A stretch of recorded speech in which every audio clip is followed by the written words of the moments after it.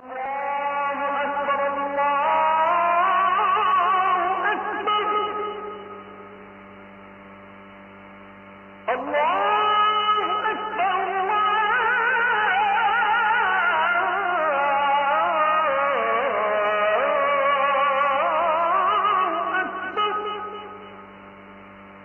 জাকির, আপনার এই উত্তরের প্রসঙ্গেই বলি, যদি কোনো লোকের স্বর্ণ বা রৌপ্যের অলঙ্কারাদি থাকে আর যদি সেগুলো ব্যবহার করে, তাহলে সেগুলোর উপর কি জাকাত দিতে হবে? স্বর্ণ আর রৌপ্যের অলঙ্কারের উপর জাকাত দেওয়ার কথা যদি বলেন, যদি কেউ সেগুলো ব্যবহার করে, এ ব্যাপারে মতভেদ আছে। একদল বিশেষজ্ঞ বলেন এখানে জাকাত দেওয়া লাগবে না, অন্য আরেক দল বিশেষজ্ঞ বলেন জাকাত দিতেই হবে। বেশ কিছু বিশেষজ্ঞ আছেন, যেমন ইমাম মালিক, ইমাম শাফি আর ইমাম আহমেদ ইবনে হাম্বল, আল্লাহ তাদের শান্তিতে রাখুন, তারা সবাই বলেছেন যে স্বর্ণ আর রৌপ্যের অলঙ্কারের জাকাত দিতে হবে না যদি ব্যবহার করা হয়। এটার ভিত্তিতে যে হাদিস, সেটা বাইহাকিতে, সেখানে জাবির ইবনে আবদুল্লাহ রাদিয়াল্লাহু আনহু তাকে প্রশ্ন করা হলো, স্বর্ণ আর রৌপ্যের অলঙ্কারে জাকাত কি দিতে হবে যদি ব্যবহার করা হয়? তিনি বললেন এখানে জাকাত দিতে হবে না যদি 1000 দিনারও থাকে।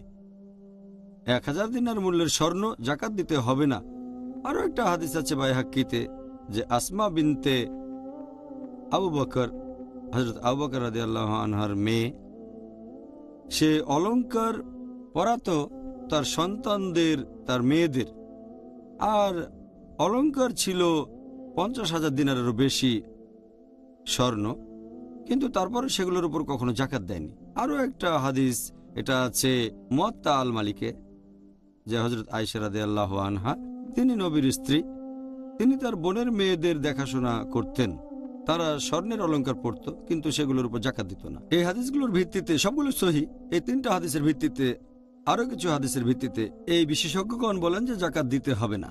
তবে আরেক দল বিশেষজ্ঞ, যেমন আবু হানিফা, ইবনে হাজম, আল্লাহ তাদের শান্তিতে রাখুন, এই দলের বিশেষজ্ঞগণ বলেন যে জাকাত দেয়া লাগবে স্বর্ণের অলঙ্কারে যদি সেটা ব্যবহারও করা হয়। তারা রেফারেন্স দেন কোরআনের আয়াত আর সহিহ হাদিসের, যেমন ধরেন আল্লাহ কোরআনে বলেছেন সূরা তাওবা অধ্যায় নম্বর 9 আয়াত 34 ও 35, আর যেসব লোক স্বর্ণ ও রৌপ্য পুঞ্জীভূত করে এবং সেটা আল্লাহ তাআলার পথে ব্যয় করে না, তার মানে যারা জাকাত দান করে না, তাদেরকে এক ভয়ঙ্কর শাস্তির সংবাদ দাও। আর সেই স্বর্ণ দোজখের আগুনে উত্তপ্ত করা হবে এবং সেই স্বর্ণ দিয়ে ছাপ দেওয়া হবে তাদের কপালে, শরীরের সামনে এবং পেছনে। সেদিন তাদের বলা হবে তোমাদের পুঞ্জীভূত সম্পদের স্বাদ গ্রহণ করো। তাহলে বলা হচ্ছে যদি কেউ জাকাত না দিয়ে স্বর্ণ আর রৌপ্য জমায়, পুঞ্জীভূত করে কিন্তু জাকাত দেয় না, তাহলে আগুনে ছাপ দেওয়া হবে। আর কোরআনের আয়াতের ভিত্তিতে তারা বলেন ব্যবহার করা বা না করা জাকাত দিতে হবে। মুহাম্মদ সাল্লাল্লাহু আলাইহি সাল্লামের একটা হাদিস, সহিহ মুসলিম খণ্ড নম্বর 2 বুক অব জাকাত হাদিস নম্বর 2161, যে যারা স্বর্ণ ও রৌপ্য পুঞ্জীভূত করে এবং আল্লাহ সুবহানাহু ওয়া তাআলার পথে ব্যয় করে না, একটা আগুনের পাত্র বানানো হবে কিয়ামতের দিন, সেটা দোজখের আগুনে উত্তপ্ত করা হবে আর সেটা দিয়ে ছাপ দেওয়া হবে তাদের কপালে, শরীরের সামনে এবং পিছনে।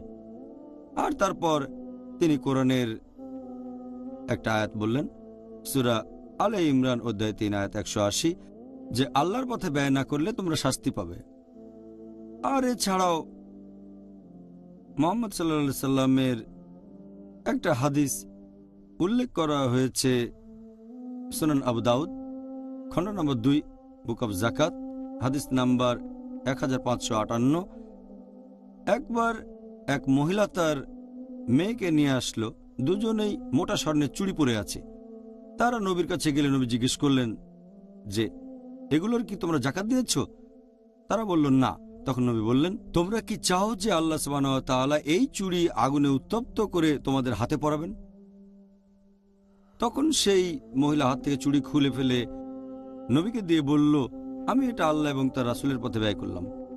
আরও একটা হাদিস আছে সুনান আবু দাউদ খণ্ড নম্বর 2 বুক অব জাকাত হাদিস নম্বর 1560। হযরত আয়েশা রাদিয়াল্লাহু আনহা, আমাদের নবীর স্ত্রী, একদিন দুটো রৌপ্যের আংটি পরলেন। নবী ঘরে ঢুকে রৌপ্যের আংটি দেখলেন। তিনি জিজ্ঞেস করলেন, এগুলো কি? বিবি আয়েশা বললেন, এগুলো আমার জন্য বানিয়েছি আল্লাহর রাসূল। নবী তখন জিজ্ঞেস করলেন, এগুলো জাকাত দিয়েছো? আয়েশা বললেন, না, বা আল্লাহ যেটা চান, তখন নবী বললেন এই রৌপ্য তোমাকে দোজখে নিয়ে যাওয়ার জন্য যথেষ্ট। এই হাদিসের ভিত্তিতে বিশেষজ্ঞগণ বলেন যে যাকাত দেয়া ফরজ, অলংকারের উপর যদি ব্যবহারও করেন, যদি সেখানে থাকে স্বর্ণ আর রৌপ্য। এখন এই দ্বিতীয় দলের মত যে যাকাত দেয়া ফরজ, এই যুক্তিটা বেশি শক্তিশালী, আরো বেশি সঠিক। যদিও এই ব্যাপারে মতভেদ আছে, তবে বেশিরভাগ মানুষ এটাই ফলো করে। আর সেজন্য চুপচাপ ঘরে বসে থাকার চেয়ে ভালো যাকাত দেয়া। জাকাত দিলে অবশ্যই পুরস্কার পাবেন। বেশিরভাগ বিশেষজ্ঞ দ্বিতীয় দলের সাথে একমত। যদিও বিশেষজ্ঞগণের মধ্যে মতভেদ রয়েছে জাকাত দেয়া লাগবে না স্বর্ণ আর রৌপ্যের অলঙ্কারে। এই দলে আছেন জাবার বিন আবদুল্লাহ, আবদুল্লাহ ইবনে ওমর, আসমা বিনতে আবু বকর, আল্লাহ তাদের শান্তিতে রাখুন, ইমাম মালিক, ইমাম শাফি, ইমাম আহমেদ ইবনে হাম্বল, আল্লাহ তাদের শান্তিতে রাখুন। এই বিশেষজ্ঞগণ বলেন যে জাকাত দেয়া ফরজ না। যারা বলেন যে জাকাত দিতে হবে তাদের মধ্যে আছেন হযরত ওমর বিন খাত্তাব রাদিয়াল্লাহু আনহু, আবদুল্লাহ ইবনে মাসুদ, আবদুল্লাহ বিন আব্বাস, তারপর সুফিয়ান থাউরি, আল্লাহ তাদের শান্তিতে রাখুন, ইমাম আবু হানিফা, আল্লাহ তাঁকে শান্তিতে রাখুন, ইবনে মুনতিব, ইবনে হাজম, আল্লাহ তাদের শান্তিতে রাখুন, শেখ উতাইমি, শেখ বিন বাজ, আল্লাহ তাদের শান্তিতে রাখুন। এইসব বিশেষজ্ঞগণ বলেন যে জাকাত দেওয়া ফরজ স্বর্ণের অলঙ্কারে, যদি নিসাব লেভেলে পৌঁছায়। নিসাব লেভেলে না পৌঁছালে এটা ফরজ না। আর দ্বিতীয় মতামত যে ফরজ, এটাই বেশি সঠিক, বেশি শক্তিশালী। তবে বিশেষজ্ঞগণের মধ্যে এটা নিয়ে মতভেদ আছে। আচ্ছা ডক্টর জাকির, আপনার কাছে অনুষ্ঠানের শেষ প্রশ্ন, সেটা গবাদি পশু বা গৃহপালিত পশুর নিসাব লেভেল সম্পর্কে আপনি কি একটু বিস্তারিত বলবেন?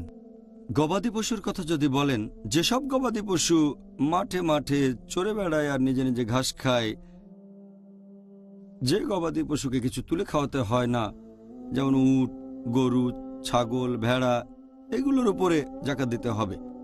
আর যেসব পশুকে নিজের হাতে খাওয়াতে হচ্ছে, যেমন ঘোড়া ইত্যাদি, এগুলোর জন্য জাকাত দিতে হবে না।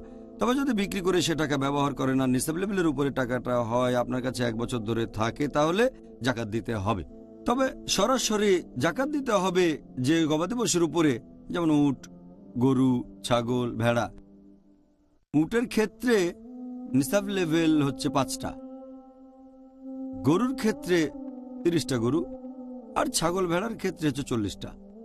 একটা হাদিস নবী সাল্লাল্লাহু আলাইহি সাল্লামের, এটা আছে সহিহ বুখারীতে, খণ্ড নম্বর 2, বুক অব জাকাত, হাদিস নম্বর 1454, যে হযরত ওমর রাদিয়াল্লাহু আনহু তিনি বললেন যে মানুষের কাছ থেকে জাকাত নিয়ে তিনি আল্লাহর রাসূলকে দেবেন।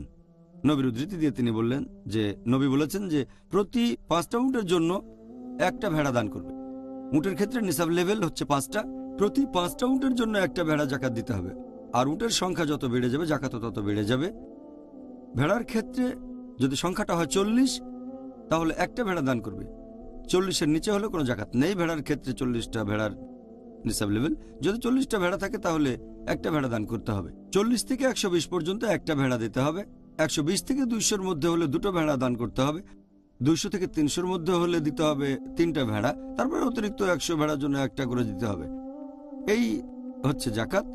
এখন মিনিমাম জাকাত, মিনিমাম পার্সেন্টেজ, লোকে মনে করে যে সবকিছুতে 2.5% দিতে হবে। বেশিরভাগ ক্ষেত্রে জাকাত দেবেন 2.5%।